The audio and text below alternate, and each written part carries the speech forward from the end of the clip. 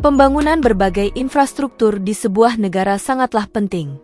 Namun karena terbatasnya lahan yang ada, pihak pengembang atau pemerintah setempat mendirikan infrastruktur di atas lahan pemukiman penduduk dan memberikan ganti rugi agar warga mau pindah.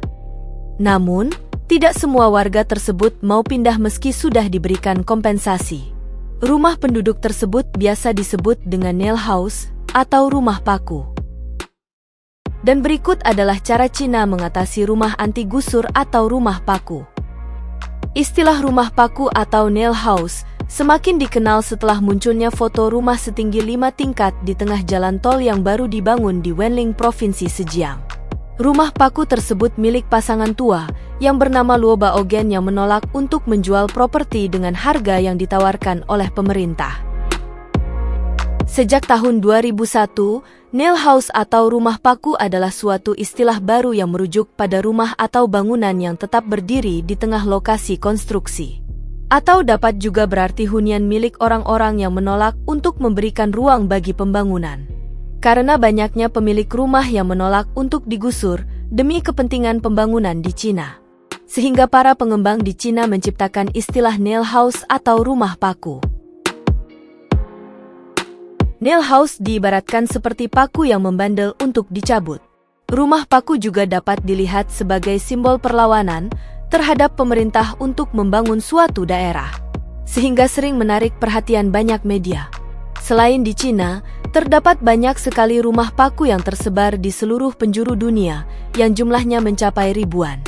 Dari banyaknya rumah paku yang ada di beberapa negara, Cina merupakan salah satu negara yang memiliki banyak rumah paku yang tersebar di seluruh wilayah Cina. Banyaknya rumah paku disebabkan karena urbanisasi. Dengan pesatnya urbanisasi tersebut, membuat pemerintah setempat dan para pengembang yang memiliki proyek pembangunan di perkotaan harus mencari lokasi baru. Selain alasan urbanisasi, banyaknya rumah paku di Cina juga akibat adanya hukum di Cina, di mana setiap kekayaan individu tidak dapat dihancurkan, kecuali ada persetujuan dengan pemiliknya.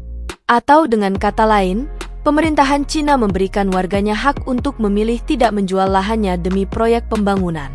Dengan adanya hukum tersebut, menyebabkan para pemilik rumah paku tetap dapat bertahan. Meski pembangunan dilakukan di sekitar properti mereka dan sudah diberikan kompensasi. Jumlah kompensasi yang ditawar pun nilainya sangat besar. Akan tetapi mereka menolak untuk pergi, karena beberapa alasan. Alasan pertama diantaranya seperti alasan historis, di mana rumah mereka merupakan warisan keluarga yang harus dijaga turun-temurun. Alasan lainnya adalah, para pemilik rumah paku menilai kompensasi yang ditawarkan terlalu rendah. Ada juga alasan yang simpel, seperti tidak ingin susah mengurus pindahan rumah. Selain itu, bertahannya para pemilik rumah paku tersebut karena mereka ingin menjadi bukti simbolis dari orang-orang kecil yang berdiri melawan paksaan pemerintah dan para pengembang, serta bertujuan agar proyek pembangunan tersebut tidak jadi dikerjakan. Banyaknya rumah paku yang ada di tengah lokasi pembangunan juga sering memicu kontroversi. Beberapa pendapat yang pro terhadap rumah paku menilai, jika hak properti harus dilindungi dan para pemilik properti dari rumah paku memiliki hak untuk menolak menjual. Sedangkan yang lain berpendapat bahwa pembangunan diperlukan untuk meningkatkan pertumbuhan ekonomi di sekitar wilayah lokasi pembangunan yang sedang dikerjakan. Untuk mengatasi para pemilik rumah paku tersebut, pemerintahan Cina tetap melaksanakan proyek pembangunannya dengan cara membangun bangunan tersebut seperti apartemen atau jalan tol di sekitar rumah paku. Dengan adanya apartemen atau jalan tol yang dibangun di sekitar rumah paku ini, maka listrik dan air pun akan terputus dari rumah paku tersebut. Rumah paku yang tidak memiliki listrik dan air diharapkan akan membuat para pemilik rumah paku tersebut menjadi terganggu dan menjadi tidak betah. Sehingga pada akhirnya mereka akan menyerah dan bersedia menerima kompensasi untuk pindah ke lokasi lain. Selain cara tersebut, para pemilik rumah paku akan diupload ke berbagai media sosial dan membuat rumah paku ini akan menjadi viral. Dan setelah viral, rumah paku tersebut akan dikunjungi oleh banyak orang. Makin banyaknya orang yang datang ke rumah tersebut akan membuat para pemilik rumah paku ini menjadi terganggu dan tidak nyaman. Hingga pada akhirnya, para pemilik rumah ini diharapkan akan mau menerima kompensasi yang sudah diberikan oleh pemerintah dan pengembang. Ada beberapa rumah paku yang sempat viral di dunia maya. Di antaranya adalah rumah paku di tengah jalan layang yang melingkari rumah paku. Terletak di Jalan Yongxing, Distrik Haizu, Guangzhou.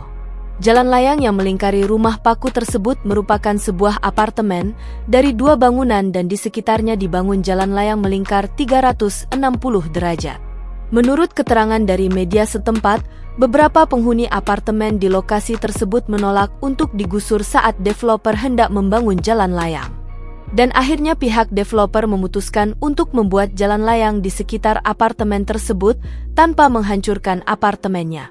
Pihak developer mendesain jalan layang tersebut melingkari apartemen itu dan belum diketahui pasti apakah para penghuni apartemen ini menerima atau menolak pembangunan jalan ini. Namun yang pasti, jalan layang melingkar ini bisa menjadi solusi guna mengatasi masalah kemacetan di kota tersebut. Ada juga rumah paku lainnya yang berada di Guangzhou, Cina. Berada di tengah jalan raya 2 jalur. Pemilik rumah paku ini menolak untuk dipindah ke tempat lain dan memilih hidup di tengah jalan raya tersebut. Rumah itu berukuran 40 meter persegi, dan akibat pembangunan jalan di sekitarnya, rumah ini hampir tidak ada cahaya yang masuk, bising, dan sangat pekat polusi udara. Menurut laporan, pemilik rumah sudah ditawari dengan kompensasi 2 rumah sebagai pengganti, serta uang sekitar 2,6 miliar rupiah. Namun pemiliknya menolak tawaran itu karena dianggap jumlah uangnya terlalu sedikit. Akhirnya pemerintah memutuskan untuk tetap membangun jalan raya di atas rumah tersebut. Dan pada tahun 2020 jalan raya itu akhirnya selesai dibangun. Meski tidak semuanya berjalan sesuai rencana awal pembangunannya, keberadaan rumah paku di tengah jalan raya itu menyulitkan para insinyur saat membangun jalan. Sehingga mereka harus menghitung ulang keselamatan pengendara yang melintas di sana. Pada kawasan tersebut tadinya ada 47 kepala keluarga dan 7 perusahaan. Namun semuanya sudah pindah setelah menyepakati ganti rugi dengan pemerintah. Rumah paku di Nanding, Cina ini juga menolak digusur oleh pihak pengembang dan membiarkan rumahnya berada di tengah jalan di sebuah pemukiman. Pemilik rumah paku ini enggan menerima kompensasi yang diberikan, meskipun para tetangganya sudah pindah sejak akhir 1990 yang lalu. Regulasi di Cina mengharuskan penggusuran rumah harus dengan persetujuan dari pemilik. Karena menggusur rumah tanpa persetujuan dari pemilik rumah dianggap ilegal. Dengan keberadaan rumah paku di tengah jalan ini, membuat pemilik kendaraan yang melintas harus mengitari rumah paku tersebut saat melintasi jalan itu.